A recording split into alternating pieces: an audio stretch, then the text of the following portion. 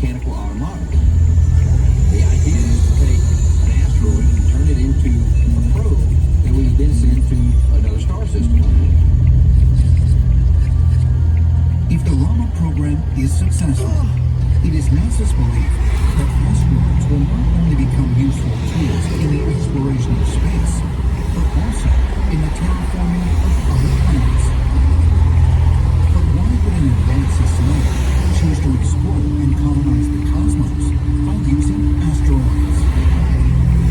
So a rocket is very expensive, a lot of material. And what you really want to do is take something very small, like a few key robots, not a heavy payload, get it out into space, and then use the raw materials in space to, from scratch, build a rocket. And once it's out there, it's got all the raw materials it needs to actually build another spaceship that's viable for space travel. While the idea of using asteroids as a method of space travel does seem far-fetched, it is far less so when taking into consideration what many asteroids are made of: minerals. There is a bodacious amount of resources. In fact, meteors that are meteor samples show us that the asteroid belt contains organics, it has metals, it has refractories, everything we could possibly want to build a space program. The meteors are made of a very strong material like iron and nickel and cobalt and things like that. These are alien objects, and we really don't understand everything about them.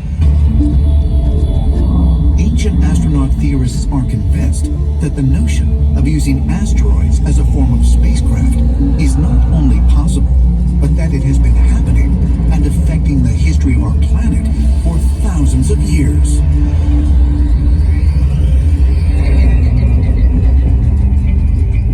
West Lynn, Oregon, 1902. Walking home after a day's work, pioneer Ellis Hughes spots an enormous and unusually shaped boulder hidden in the woods. Curious, he pulls out his hammer and strikes the rock. He jumps, startled, as it rings loudly, like a bell. Over the next several days, Hughes digs tirelessly to uncover a historic treasure. The largest meteorite ever found in North America, the Willamette meteorite.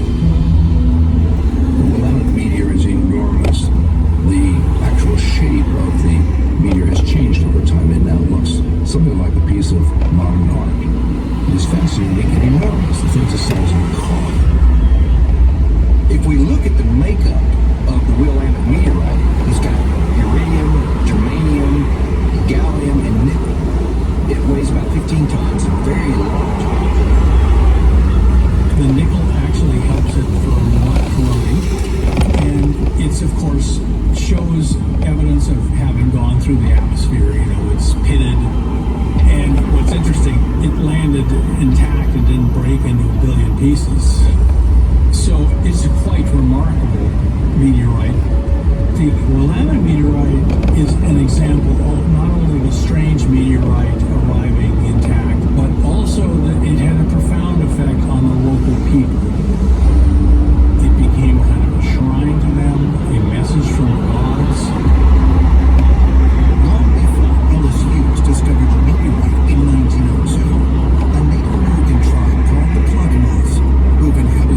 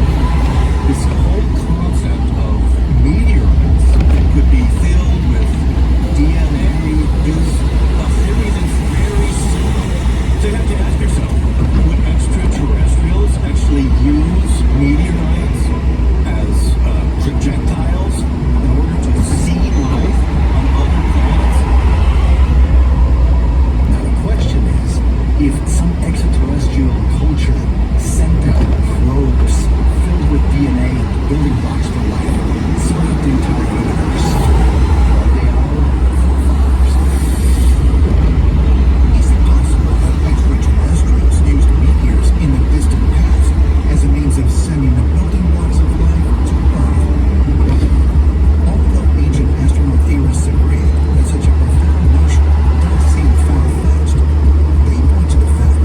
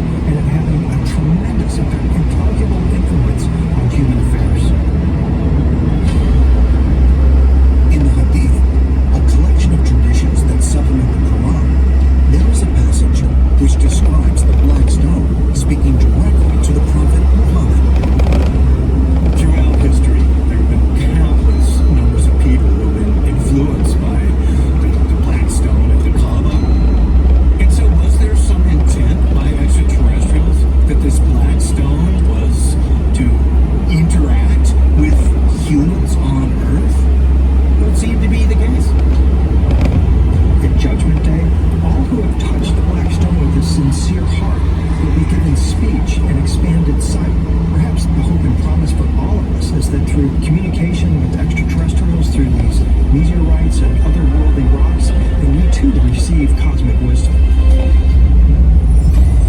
But other than the Black Stone in Islam and the Willamette meteorite of the Clackamas Indians, are there other ancient meteorites that are believed to have mystical powers? According to ancient astronaut theorists, there are hundreds of them, and together they form a network of so-called sacred stones, which are often used by humans to facilitate a direct communication with otherworldly beings. Camp Verde, Arizona, 1915. A large meteorite is found, wrapped in a feather blanket and buried inside an ancient ruin. A fellow named George Dawson found something that looked like a possible grave. Sure enough, something was buried there. It turns out to be a fragment of a meteorite, 135 pounds of nickel and iron, wrapped as if it were a human burial, as if the people doing the ceremony were in some kind of relationship with this object. In ancient Greece, the Temple of Apollo is constructed to honor the site where a meteorite fell to Earth. A meteorite that is believed to contain the power of the gods. Zeus, the great god of the Olympians, took a stone and threw it down there to mark the place of origin for all humans and the center of things. This was a particularly sacred spot. The stone itself, the Omphalos, came from the heavens to earth. It was a transmission. It was from Zeus to the people. For them, that meteorite, that stone, was a power that radiated to all points of the earth from Delphi, from this meteorite. And this Omphalos stone was also supposed to be a vehicle for communicating with the gods. So you have to wonder, was this rock sent by Zeus, one of the gods? Was it really some special stone that could help people communicate with extraterrestrials? Are ancient accounts of meteorites that communicate with humans simply mythological tales? Ancient astronaut theorists insist the answer is a profound no, and believe that proof that many have been sent here deliberately can be found by re-examining what Muslims believe to be the origins of the sacred meteorite they call the Black Stone. Tradition with the Black Stone says that it was to be an altar used by Adam, the first man, and that later the angel Gabriel gave it to Abraham, and that Abraham and Ishmael then placed the Black Stone in the Kaaba at Mecca, where it is today. So you have to wonder, were extraterrestrials purposely giving this stone to Abraham in order to move mankind forward on planet Earth? Is the connection between the Black Stone and the Kaaba and the biblical story of Adam and Eve further evidence that meteors may have been used by extraterrestrials to seed life here on planet Earth?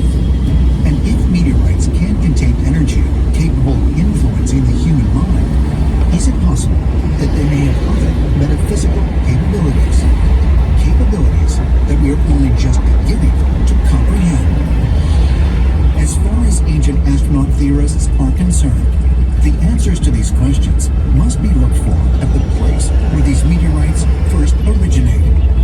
A region in our solar system that may exist very near our planet, or in a solar system very distant from our own.